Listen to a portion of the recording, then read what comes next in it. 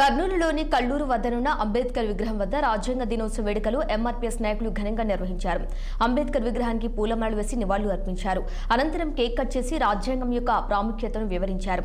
అంబేద్కర్ రచించిన రాజ్యాంగం ద్వారానే ప్రతి ఒక్కరూ సమాన హక్కులతో జీవిస్తున్నారని పాముల కుమార్ తెలిపారు.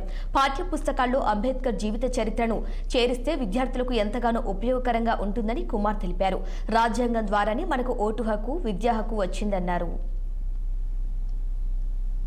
బాబాసాహెబ్ అంబేద్కర్ గారు రాసిన భారత రాజ్యాంగ దినోత్సవం వేడుకలు మరి కల్లూరు నగరంలో మరి మారెమ్మ గుడి సర్కిల్ దగ్గర ఉన్న బాబాసాహెబ్ అంబేద్కర్ నిలువుతూగా ఉన్నారు కాబట్టి ఆయనకు పూలమాలేసి మా గ్రామ పెద్దలు మరి ఇక్కడ ఎంఆర్పిఎస్ నాయకులు పాల్గొని మరి ఆయనకు నివాళులు అర్పించారు.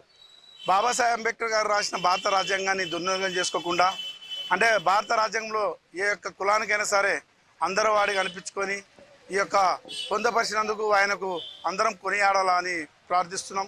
బాబాసాహెబ్